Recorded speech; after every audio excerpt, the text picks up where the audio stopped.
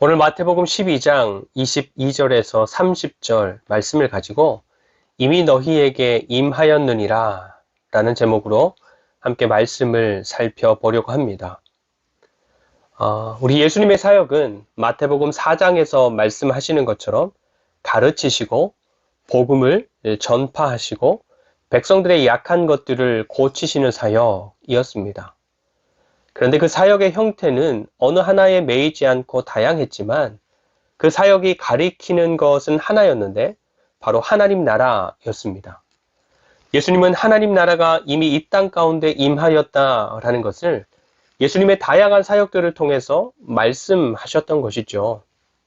특별히 예수님께서 약한 사람들을 고쳐주시는 것, 귀신들에게 사로잡혔던 사람들을 귀신을 쫓아내서 자유롭게 하시고 맹인의 눈을 뜨게 하시고 못 걷던 사람들을 걷게 하시고 죽은 자들을 살려내신 것, 이런 등등의 기적들은 하나님의 뜻이 이루어지는 하나님 나라가 지금 이 땅 가운데 임하고 있다라는 것을 눈으로 보게 하시는 그런 사건들이었던 것입니다. 참으로 반가운 소식이고 기쁜 소식이죠. 근데 아무리 좋은 것을 가르쳐주고 또 보여주고 증명해 주어도 싫어하고 반대하는 사람들도 참으로 많은 것 같습니다. 멀리 가지 않고 12장 말씀만 봐도 1절에 길 가다가 배고픈 예수님의 제자들이 밀 이삭을 잘라서 손으로 이렇게 비벼서 먹었더니 당신의 제자들을 봐라. 안식일에는 일을 하면 안 되는데 손으로 비벼서 이 타작하는 일을 하고 있다.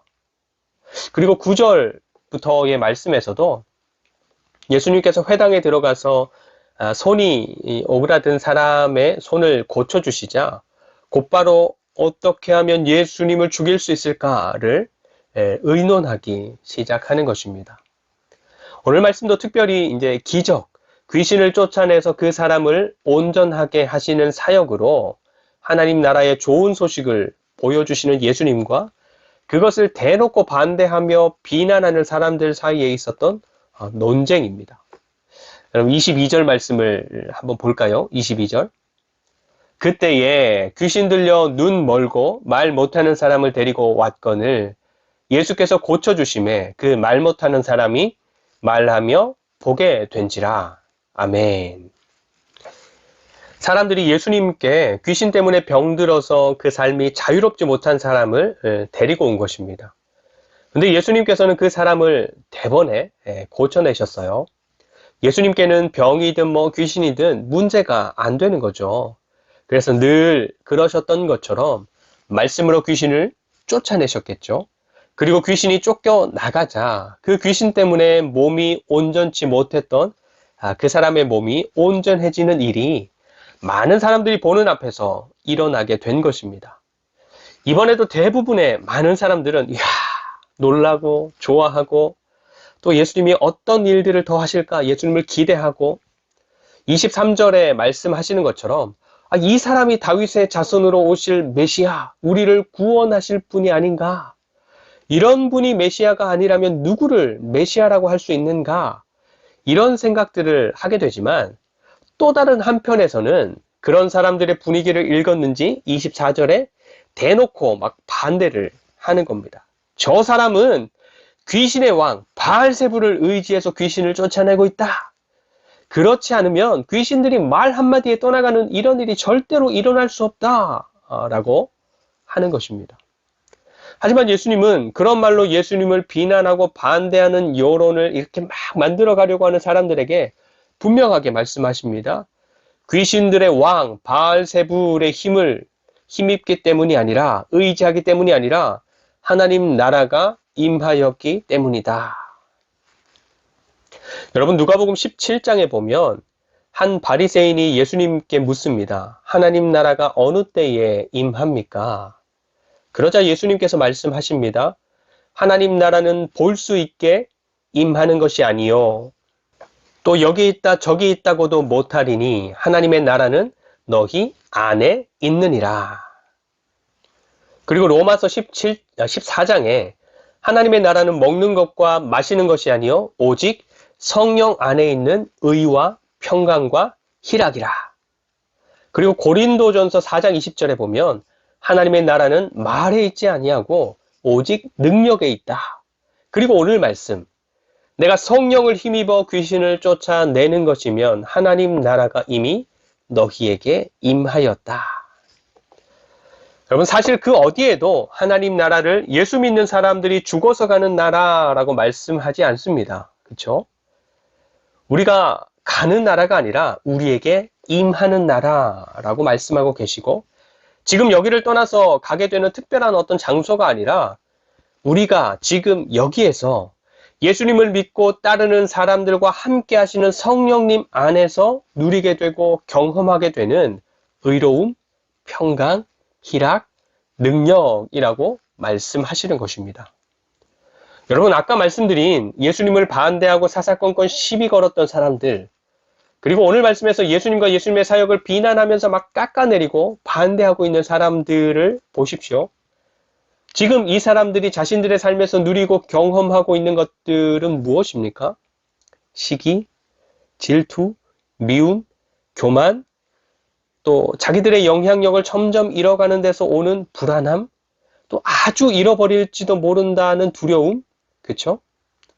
지금 살아가는 세상에서 힘이나 돈이나 명예나 영향력을 얻어서 좀 안정되게, 또 좀 편안하게, 또 좀 쉽게 살아가는 것이 삶의 중심, 삶의 가치, 어떤 가치의 중심에 있다 보니까 그걸 흔드는 예수님이 달갑지 않은 것입니다.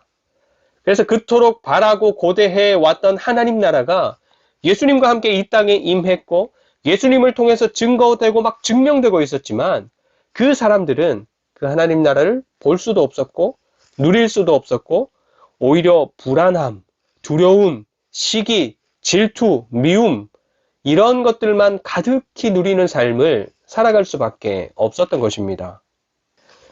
여러분, 우리는 하나님 편에 서 있는 그리스도인들이지만 완성된 그리스도인이 아니라 지금도 여전히 되어가고 있는 사람들입니다. 그렇기 때문에 우리는 계속해서 하나님께로부터 도전을 받습니다.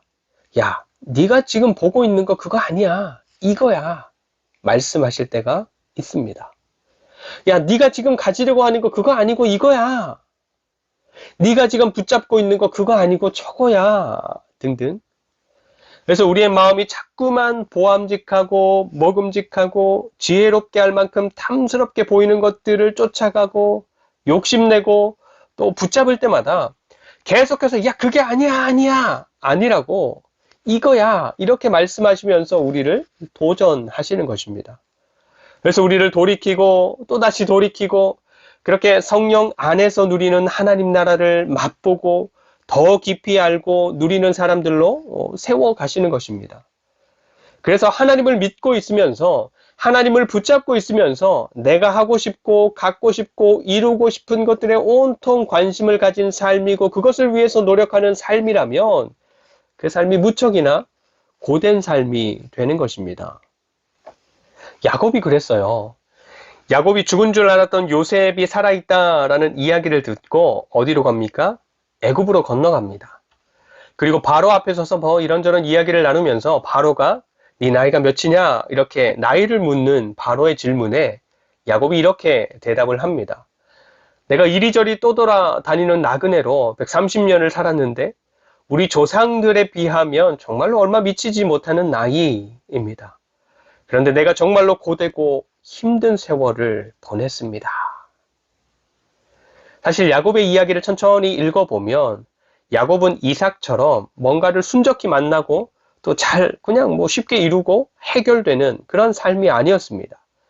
자기가 목표한 것들을 이루고 가지기 위해서 막 정말로 애를 쓰고 막 힘쓰고 막 속이고 도망가고 또 그러면서 자기도 속고 또 도망가면서 떠나보내고 잃어버리고 정말로 바로에게 고백한 그대로 외롭고 아프고 힘들고 시린 세월을 살았던 것입니다. 근데 야곱의 이런 고백 속에서 하나님을 묵상하고 또 추적해 볼 때 느껴지는 것은 하나님께서 야곱을 지금의 이스라엘, 지금 바로 앞에 서 있는 이 야곱은 이스라엘이라는 이름으로 바뀐 그 사람이잖아요.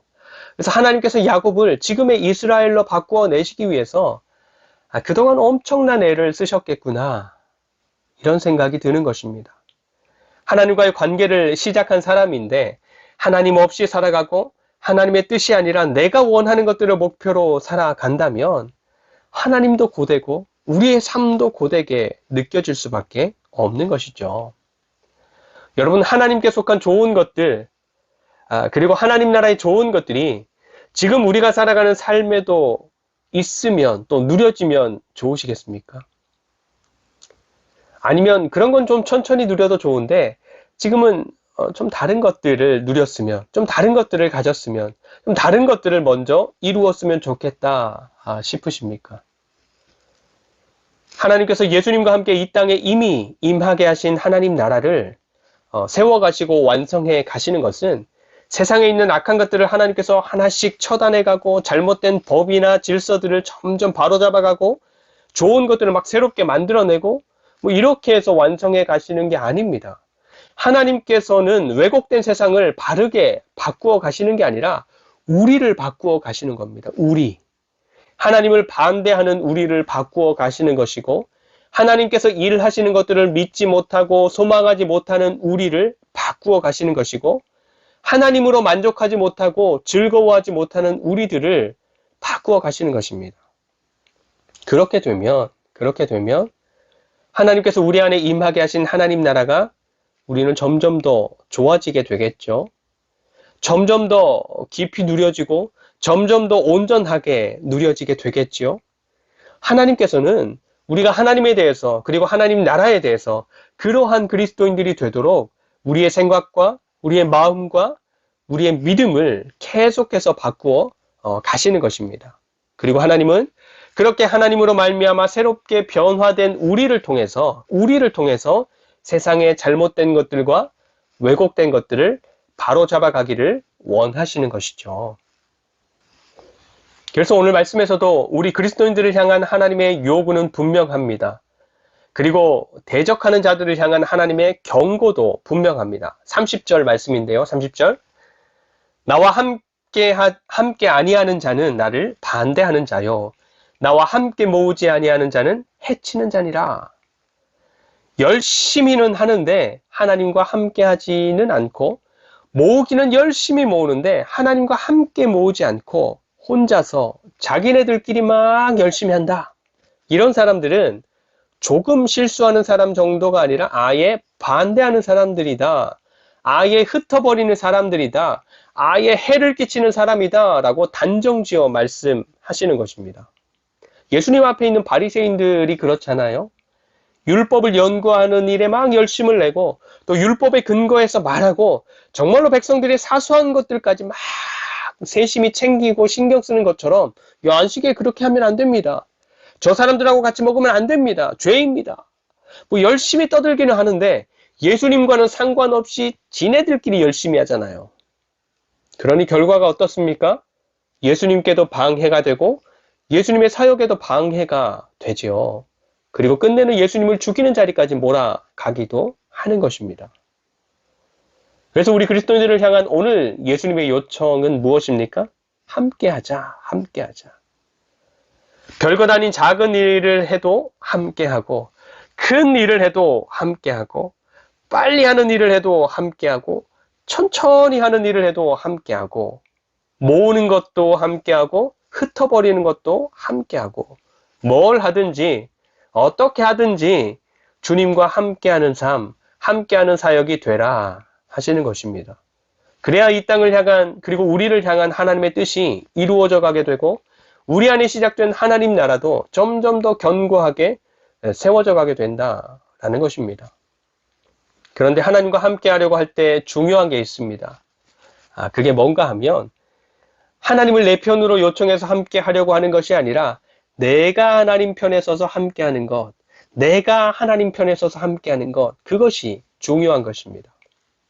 이스라엘 백성들이 가나안 땅에 들어가기 위해서 여리고에 가까이 이르렀을 때 여호수아가 칼을 빼들고 자기를 향해 서 있는 한 사람을 발견하게 됩니다.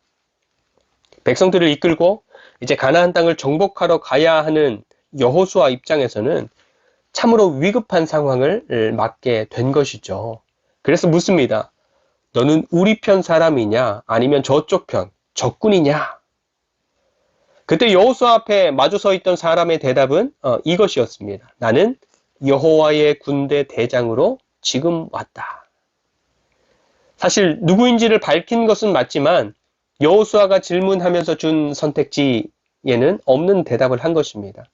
나는 이스라엘 편도 아니고 가나안 편도 아니다. 나는 하나님께 속한 군대 대장이다. 다시 말하면 하나님은 누구 편도 아니라는 거예요. 하나님께서는 지금부터 하나님의 뜻과 계획을 따라 가나안 땅을 심판하고 정복해 나가실 텐데 이스라엘이 하나님 편에 선다면 이스라엘은 하나님의 승리를 함께 취하게 될 것이다 라는 것을 말씀하고 계시는 것입니다. 그래서 이것을 깨달은 여호수아가 칼을 들고 자기를 향해 서 있는 그 사람 앞에 곧장 엎드리게 되는 것입니다. 여러분, 우리는 삶의 현장에서 하나님과 함께하는 사람들입니까? 진짜로 함께하는 사람들이 맞습니까? 믿지 않는 사람들이 더 많은 일터에서 또 이웃과 함께하고 또 모르는 사람들과 막 어우러지는 곳에서도 우리는 하나님과 함께하는 사람들이 맞습니까? 그럼 가정에서는 어떻습니까? 하나님과 함께 합니까? 그럼 혼자 있을 때는 어떻습니까? 하나님과 함께하는 삶이 진짜 맞습니까? 그럼 내가 잘하는 일, 익숙한 일을 할 때는 어떻습니까? 반대로 잘 모르는 일, 익숙하지 않은 일을 할 때는 어떻습니까? 형통할 때는 하나님과 함께하는 사람입니까? 반대로 문제를 만났을 때는 어떻습니까? 그럼 우리는 하나님과 함께하는 삶을 살아가기 위해서 실제적으로 노력하는 것이 있습니까? 무엇입니까? 여러분, 사실 많은 그리스도인들이 전능하신 하나님께서 자신의 삶에 함께해 주시기를 원하지만 내가 원할 때만, 내가 원하는 곳에서만일 때가 많습니다.